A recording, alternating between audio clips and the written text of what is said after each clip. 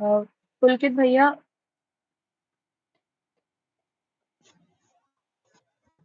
we can start the stream now, Pulkit.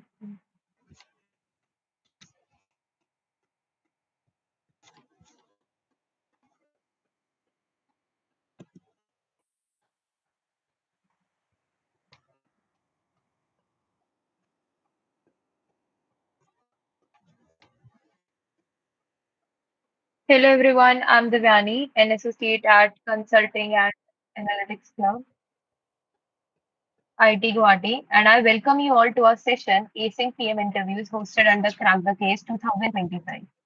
Today we have with us someone who has walked the journey that many of us are curious about and eager to learn from.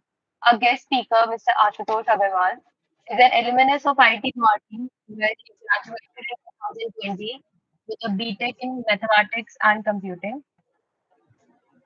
Since then, he has built an impressive career at the crossroads of strategy, design, and data. He started out at Goldman Sachs, where he worked as a quantitative strategist and later as a product manager, driving initiatives for digital banking platforms. Currently, he is a product manager with McKinsey and Company. What really stands out in his journey is how he is consistently turned ideas into impactful products, leading cross-functional teams, building roadmaps, and ensuring that every decision is grounded in data and insights. Today, he is here to share his experiences and insights with us on how to navigate the path to becoming a successful product manager and, more importantly, how to crack PM interviews with confidence. So, let's give a warm welcome to our speaker, Mr. Ashutosh Agrawal. Yeah, thank you, Divyani, for the introduction. Hi, everyone. I am Ashutosh, and I'm currently working as a product manager at McKinsey and Company. Um, as Divyani said, I am a IIT Guwahati grad of 2020 batch, and I did my undergrad in mathematics and computer science. Since then, I tried to transform my career from a software developer to a quantitative strategist to a product manager. So I've walked wore multiple hats, and I'll just try to give you a brief overview of what a product manager interview looks like.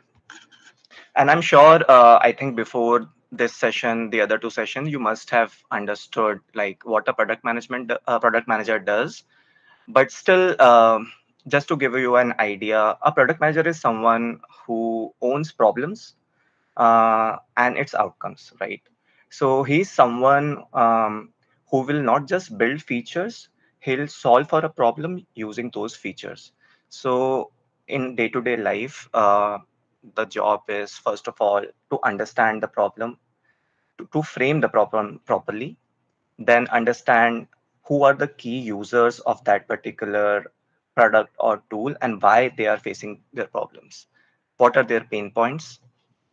Once you understand that, you try to build solutions for that, and you try to prioritize some of the solutions. From 10 good ideas, you pick one or two which are most relevant and can move a specific metric which is relevant for your company or business.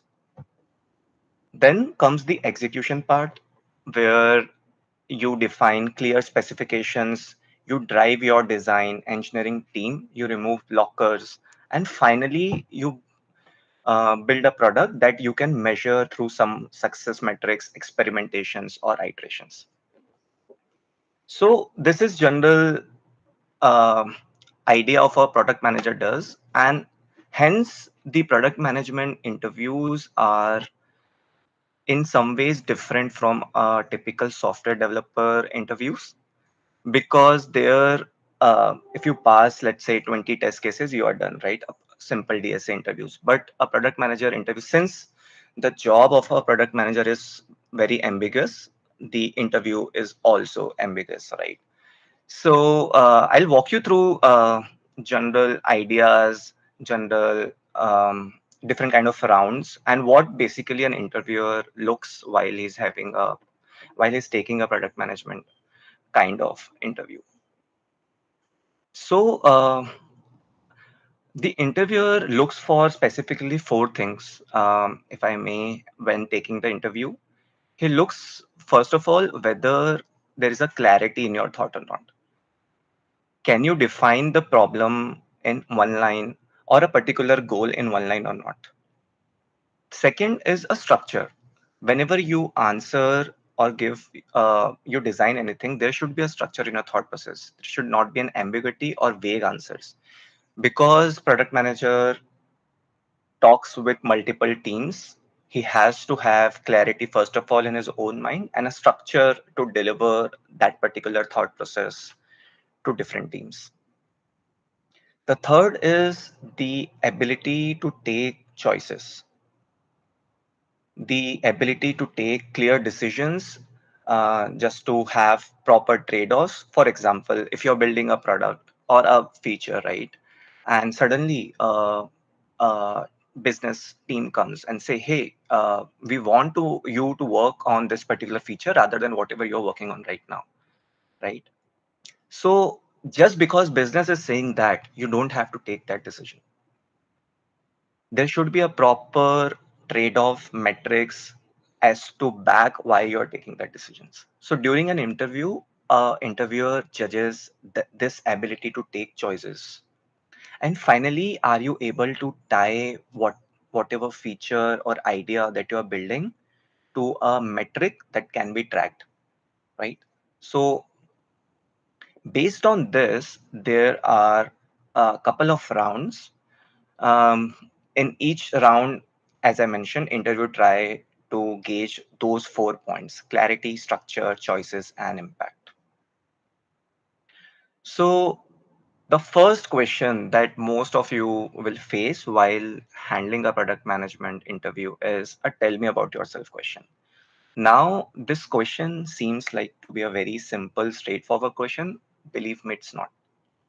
Um, an interviewer is trying to judge clarity, relevance, and motivation of you to join this particular firm, right?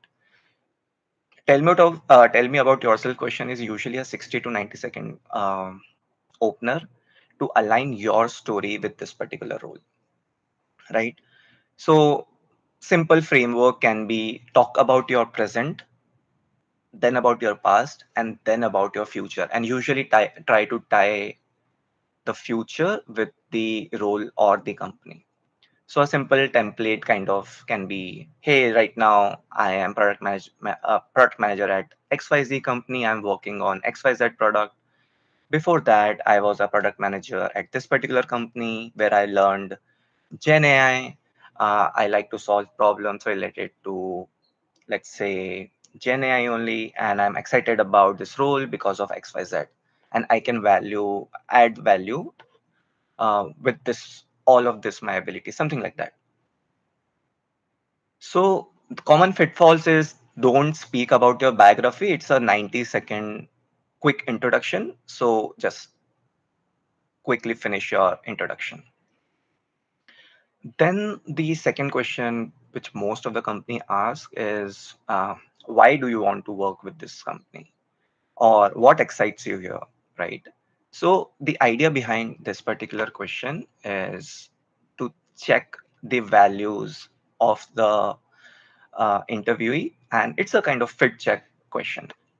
So what's you are being judged on the research depth that you have done on the company. So I would highly suggest, before giving any interview for the company, read their mission statements, read their newsletters, read their latest developments that they have done, so you can bring all those ideas whenever you're giving interview for this particular company, right? So, and common pitfall is you just start generic praising the company. You don't have any specific points related to the company. So these are general pitfalls that you can avoid. Um, the next kind of question can be, what is your favorite product kind of question, right? So I've seen this question multiple times during my interview, and the idea behind this question is quick scan and get the understanding of what the interviewee is thinking, right? So whether the interview has user empathy, whether he can break down critical problems, whether the user has improvement mind or not, right?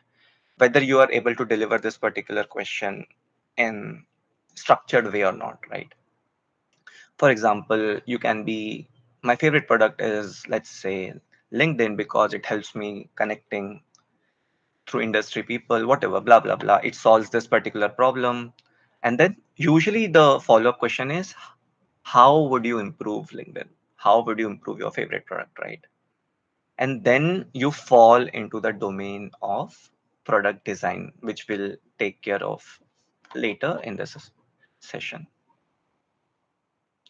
Um, the next section of interviews, I think you all will face a lot, is behavioral kind of interviews.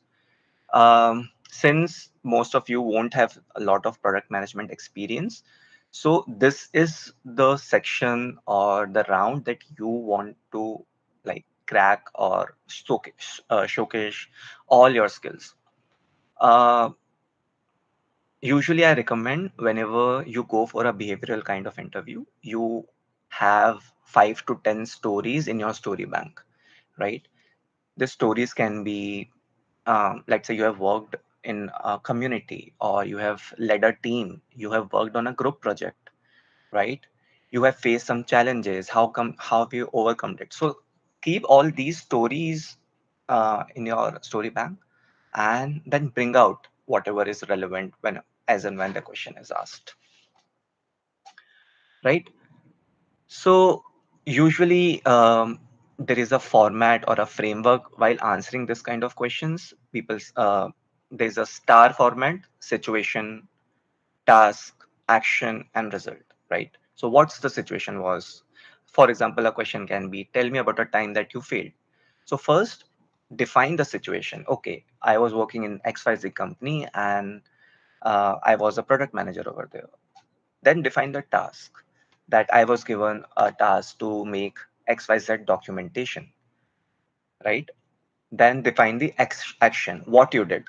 So I started with this, then I did that, and finally I completed and delivered this particular. And the result was, initially the documentation was not up to the mark. I got this particular feedback.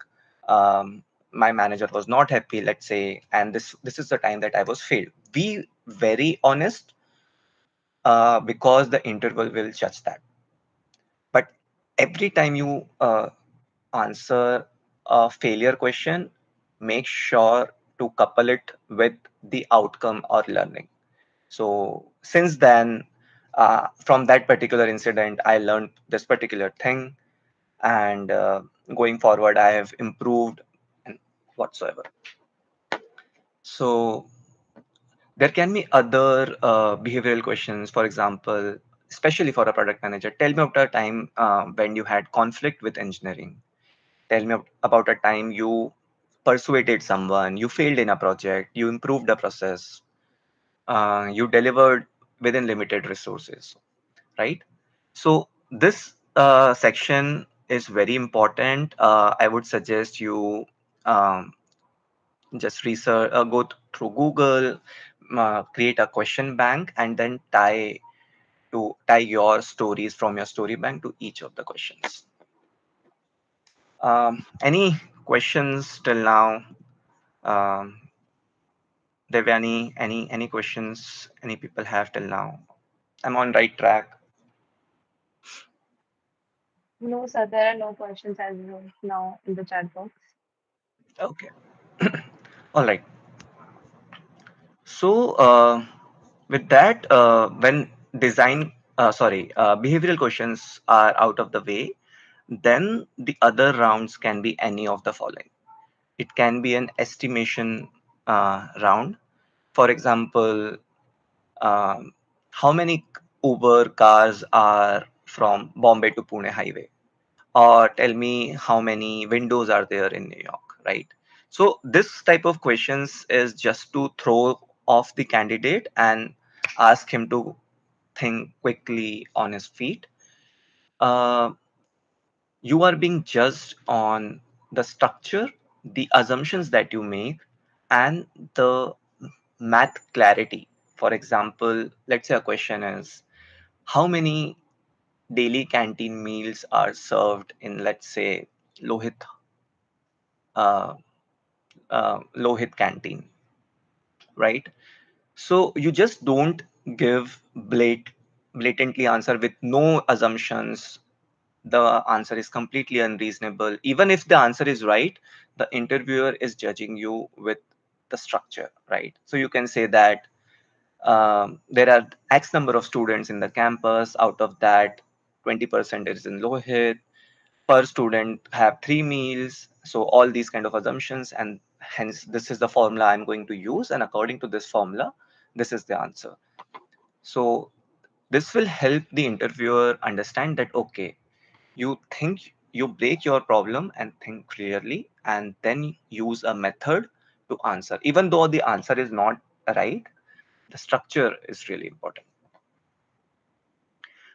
The other kind of interviews can be root cause analysis interviews, right? So tell questions like, Instagram users have dropped by 5%. Can you tell me why? Like, your task is to understand this and uh, give me a hypothesis why, what will work, what won't work, right? So this is a root cause analysis kind of questions. Um, you are being judged on what funnel logic you have made. Are you able to think about risk, impact? What's your bias to action? All these kind of small things. Other kind of sample questions is, in Facebook, usually people get 100 friend requests. Now it's gone by 10%, right? What will you do? So the common pitfall in root cause analysis is jumping straight to the answer rather than first getting the clarity of question. Asking a lot of clarification question is what is being suggested. um, so yeah, and then the final round can be a product design round, which is what I've told above. It will tie everything. So product design is simulation what a product manager does in his career, right? So a product design can be a question that, design a fridge which is for children, or design um, a footpath which is for blind people. So this is these are the different kind of sections. If you want me to elaborate in any of the section, I'm happy to do that. Or if you have any other questions, I'm happy to do that. Over to you, Devyani. If you want me to elaborate in any of the sections, I can do that.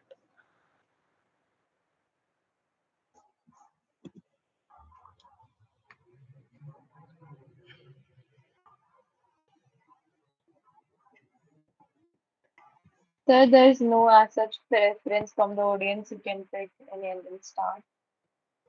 Hmm. Okay. Not. So what I thought was, I'll I'll do a design question very quickly, um, just to give a idea of how design questions are usually being asked. Let me share my screen.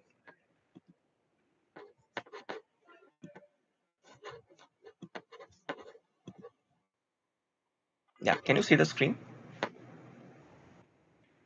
Yes, yes, sir. Okay, so I'm not sure, because this is a design question. I wanted someone to go back and forth with me, but I don't know if that's possible in this session. Um, is it? So if you want, one of us can volunteer because other Yeah. audiences are on the YouTube channel, so they would be watching from YouTube. Okay, so perfect. So So you they guys can can only volunteer. text, yeah. Yeah.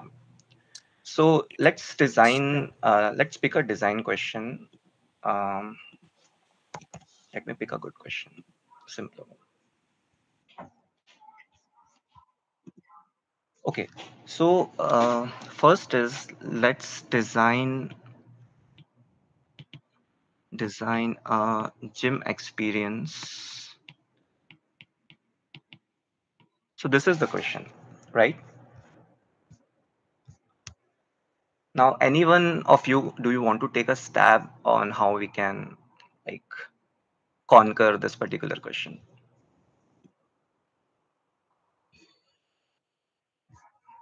There is no right or wrong thing, just take a stab.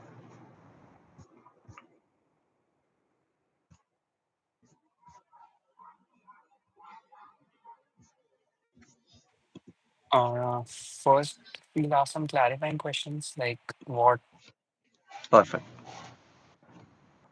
So the and for first, whom are they oh, building? are you able to see my screen by the way? Yeah, yeah, it's over there. But The is it? screen is visible. The question is not. Oh, you Yeah, cannot. it's, Uh, okay, let me check.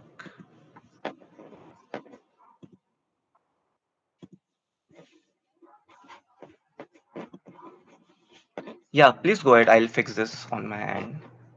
Yeah, you said that you'll ask some clarifying question. That's the really good start. And interviewers expect you to ask clarifying questions, not jump directly into the solution. So, what kind of clarifying questions will you ask?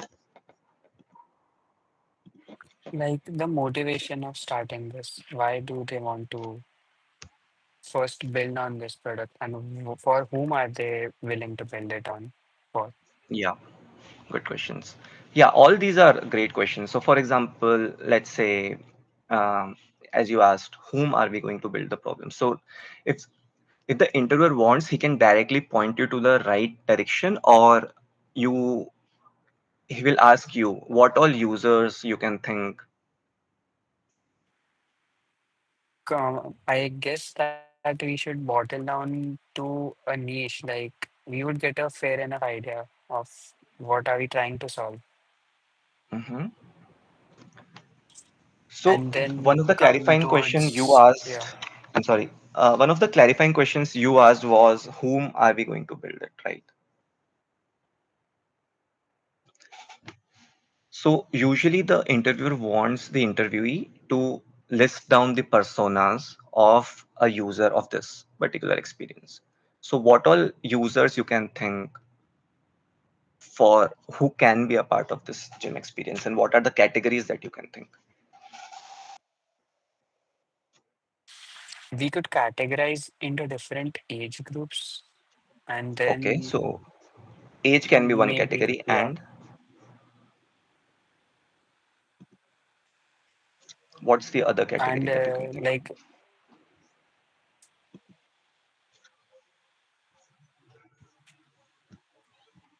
we can even categorize into one who regularly uses gym, moderate, and does not use like this, Perfect. and then target any one of them. And then we can make an age bifurcation in each, maybe. Yeah. So um, I'll just stop presenting. I'm not sure it's working. I'll just talk like that. Yeah. So once we are done with the categorization, so as you said that one category can be age group, one category can be the proficiency, whether it's a beginner, whether he's a intermediate user or a professional user, right? Yes. So the first step is to create different personas. Once we are done that, you have to pick one persona and then understand the problems of that particular persona. So out of these three, let's say we are talking about the proficiency level, right? So beginner, intermediate, and advanced or professional. Out of these three user groups, whom are we going to pick for our problem statement? Whom do you want to pick? We like for focusing on the gym part, we can either incentivize the beginner part, beginner one. Okay. So, whenever you take this particular decision, as I mentioned, that each decision has to be backed with some sort of trade-offs, right? So you can definitely pick beginners and then tell the interviewer that the reason I'm going to pick beginner is because those are the ones who is the highest segment or bring the most revenue, whatever. Like there can be anything, but all your decisions should be backed with a metric. Okay. Yeah, we can incentivize them to onboard more by launching more schemes, which is a Yeah. larger market that we could capture. Okay. So since, according to your thought process, since the beginners is a larger market to capture, you will be focusing on beginners. Perfect. So now can you list down, so next step is to list down the pain points of beginners in this gym experience. So usually the idea is first we go broadly and then we go in depth, right? So in pain points also, we'll try to list down or think as many pain points as we can think of. So can you do that? Yeah. So Hmm. just a second. Yeah. Yeah, go ahead.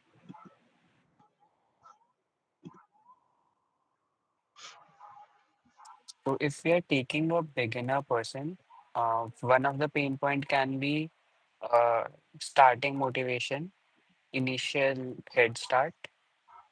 Mm-hmm. Another Very can good. be awareness. Okay. Third one that we can list is the fee structure, like it might be expensive or not daily feasible according to Mm-hmm. location. Feasibility, we'll consider all location, price, and Mm-hmm. yeah, location, price, and then mm, Perfect. So you have listed down all the pain points that you feel for uh, are there for the beginners, right? Now, what's the next step? we can further look down into the pain points and then create a product out of that pain points, which Yeah. we would be able to So, fulfill. okay. So, whenever answering a design question, we cannot, especially during first, like in half an hour interview, we cannot solve every pain point, right? It's very hard to build a product that caters every pain point. So, the interviewee, or sorry, the interviewer expect you choose one pain point out of all those that you have listed based on some thought process, based on some metric, or based on some trade off, and then solve that particular pain point. So, out of all the pain points that you have listed, which one do you think has the highest impact?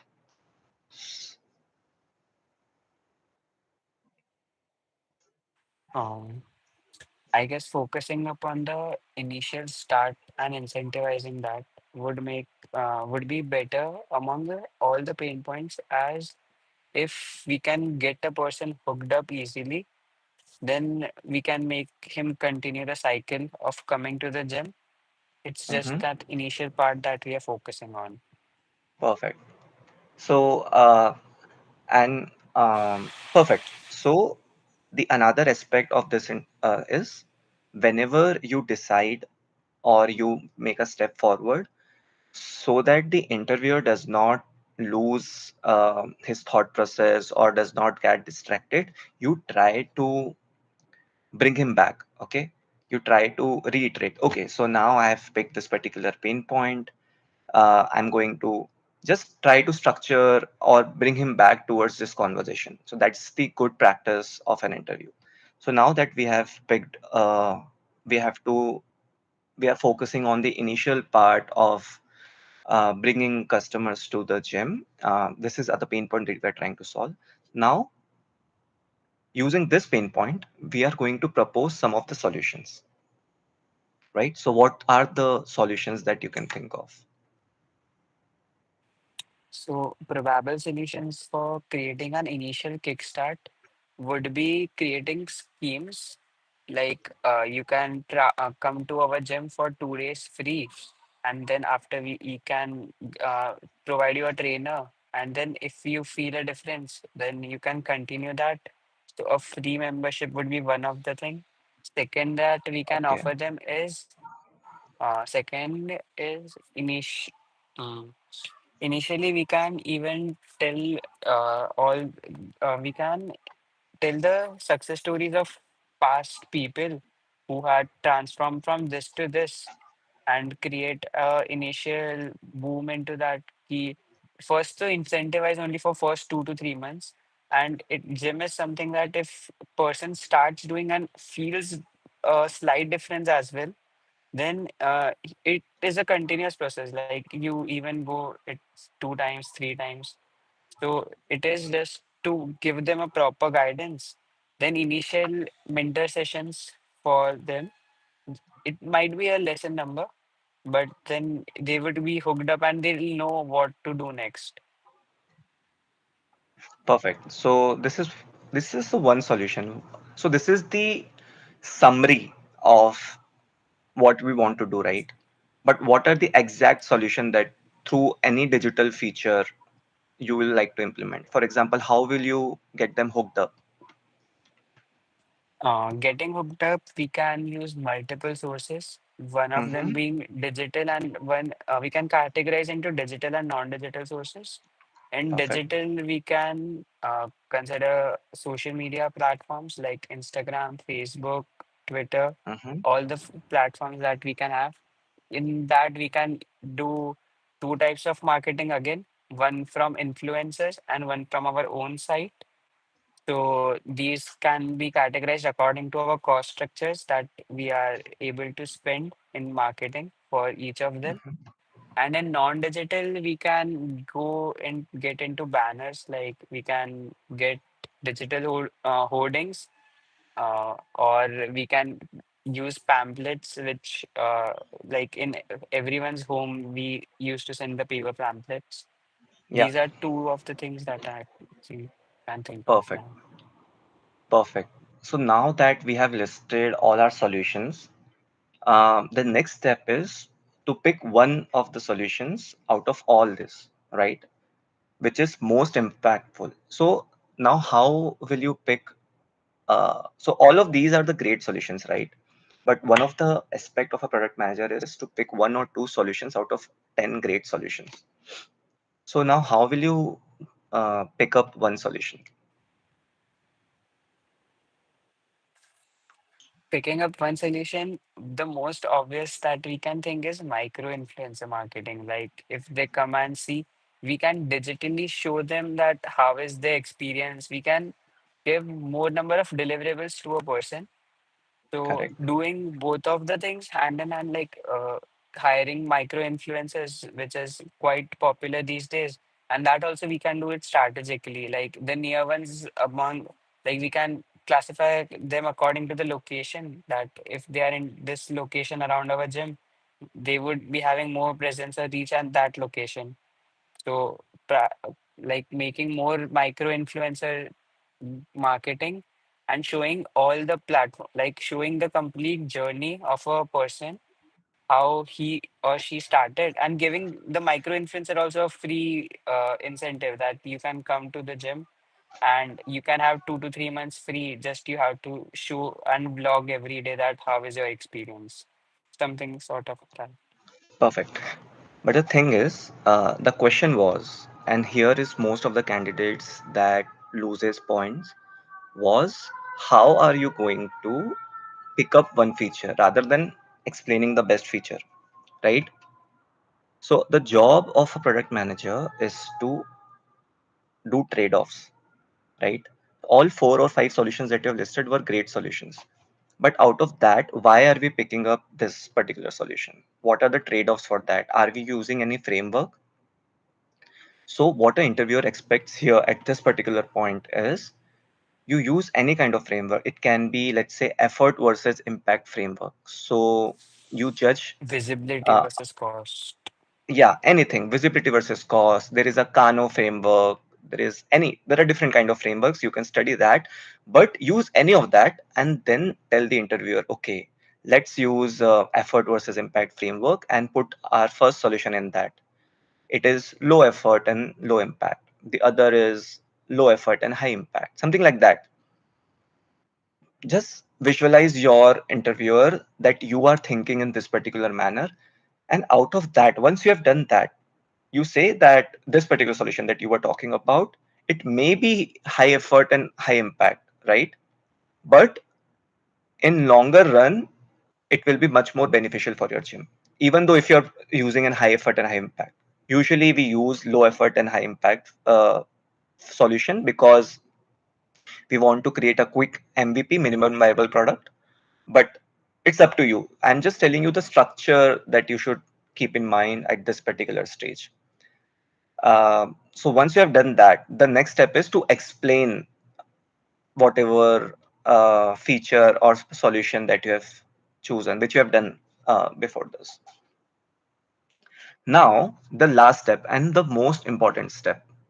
Okay, you have understood the problem, you have understood the market, understood the person, you have understood their pain point, you have listed down their solutions, and you have also chosen out of those three or five solutions which one are you going to implement.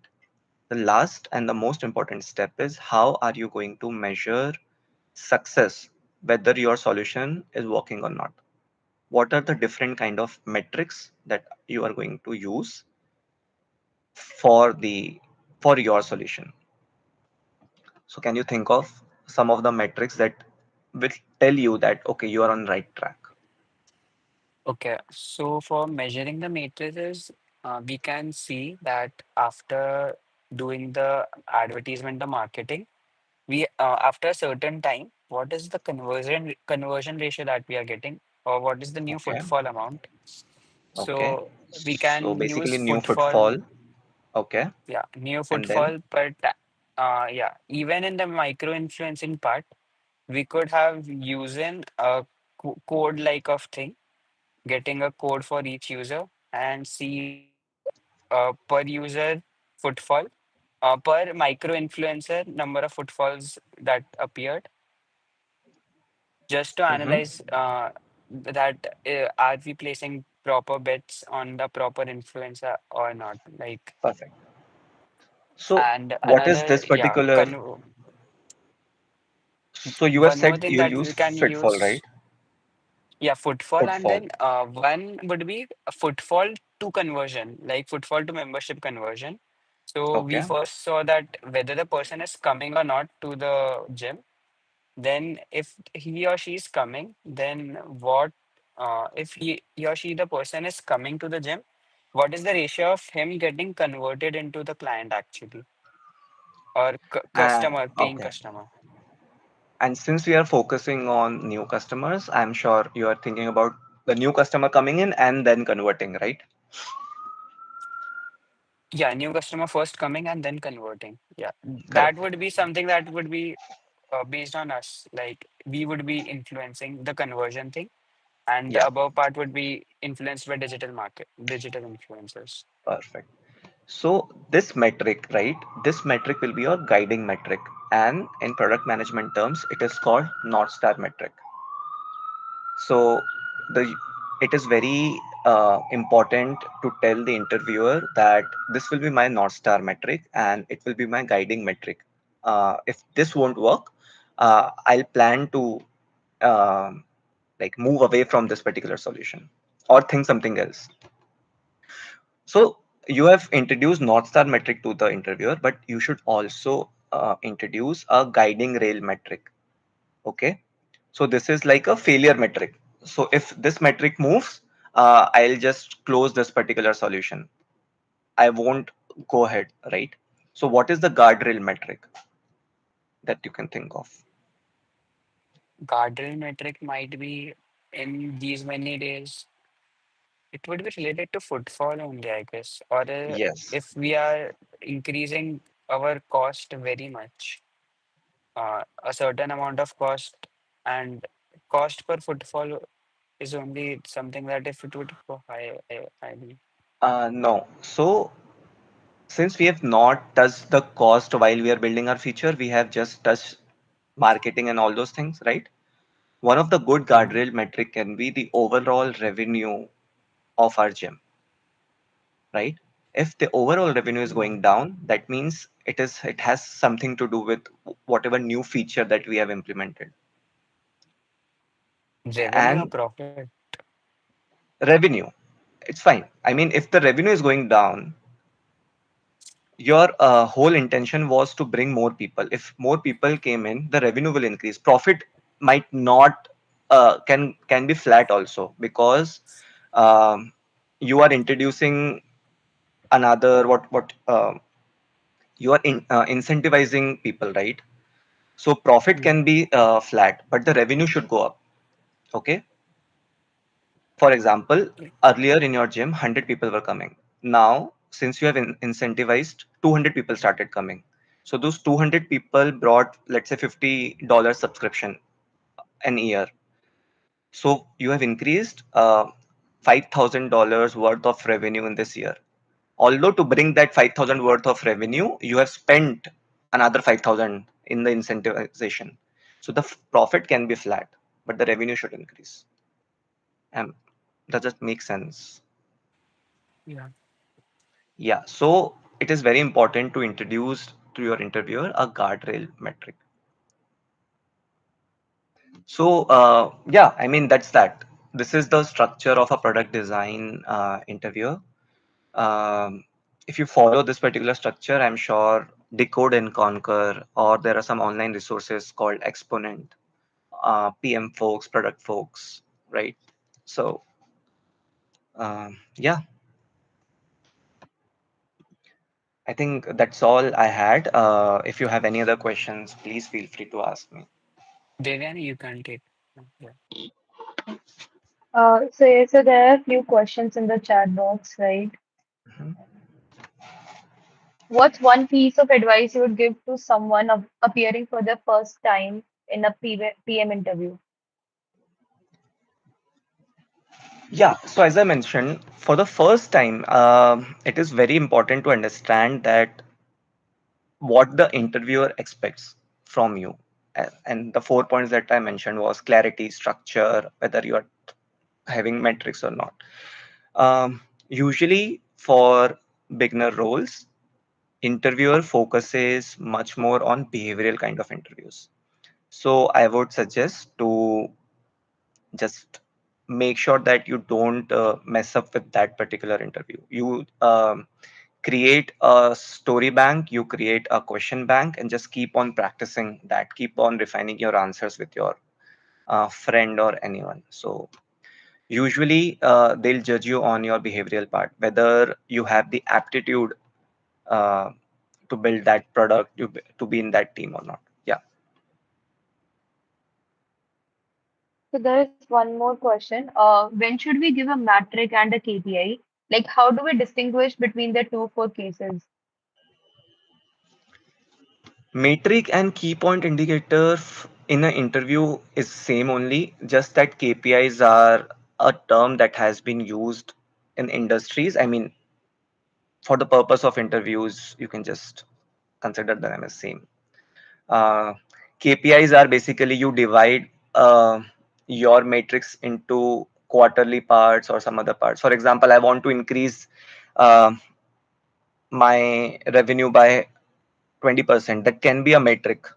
But for that, if in first quarter, my KPI can be to increase the footfall by 100,000 users, something like that. So just to achieve that metric, how can we break or use different metrics to achieve that metric is KPI, basically key point indicators. So the next question is for metrics, should we try to build a KPI tree kind of thing, laying out revenue and breaking down average revenue per user into number of users and so on? So is this for a product design question? So no. But if specifically there is a metric based question or a estimation based question, then yes.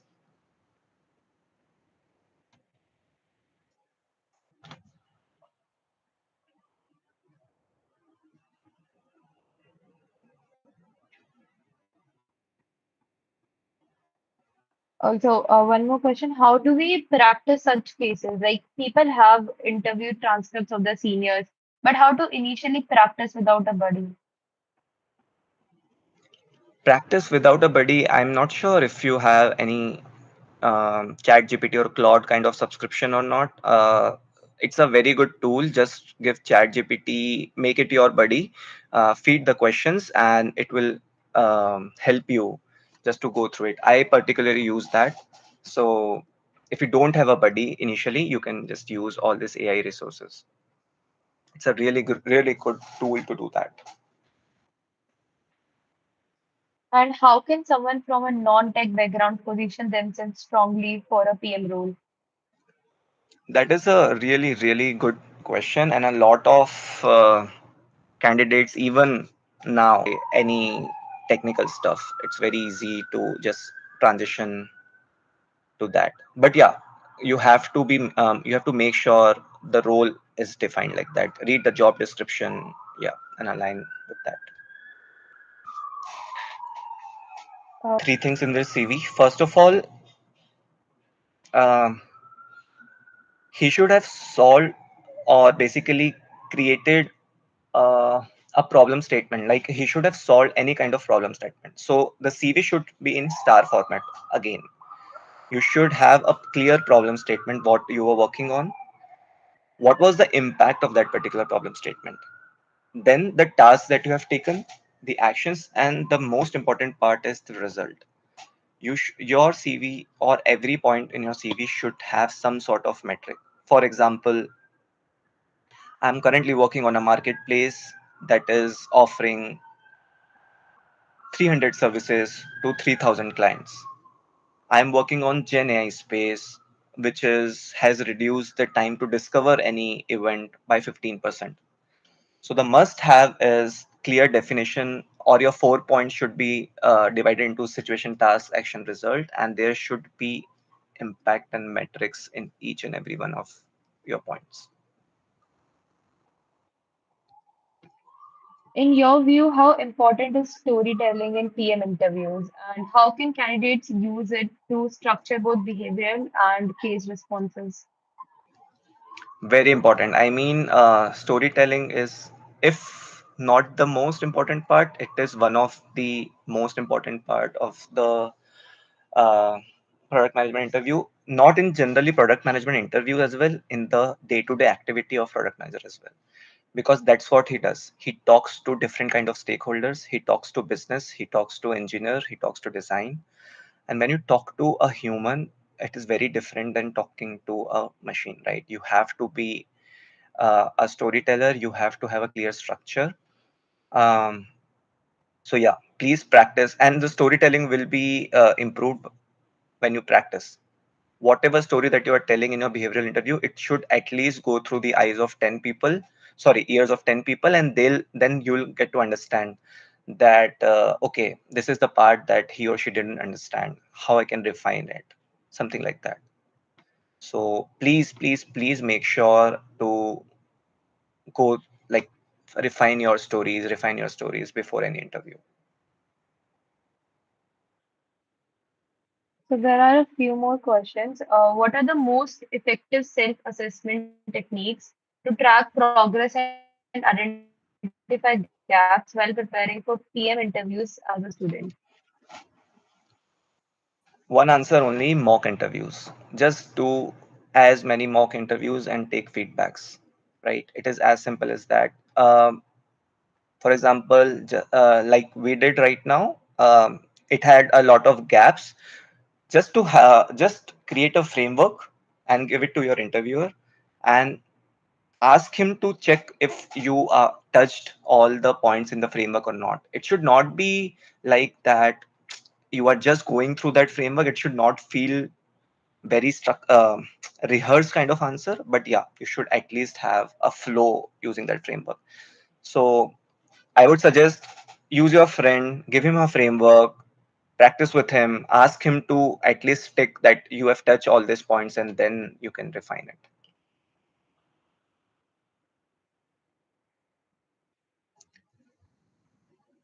So yes, this was it for the question section. Thank you so much, Ashutosh Bhaiya, for such an insightful and engaging session. On behalf of the Consulting and Analytics Club, IIT Guwahati, I'd like to sincerely thank you for walking us through the details of cracking PM interviews. and sharing such practical strategies. Your journey from IIT Guwahati to building a career across Goldman Sachs and McKinsey is truly inspiring, and it shows what's possible when strong analytical skills meet product thinking. I'm sure everyone here is walking away with not just a clear idea of how to approach PM interviews, but also a broader perspective on what it really takes to succeed as a product manager. We hope to host you again in the future and continue learning from your experiences. Thank you once again for joining us today.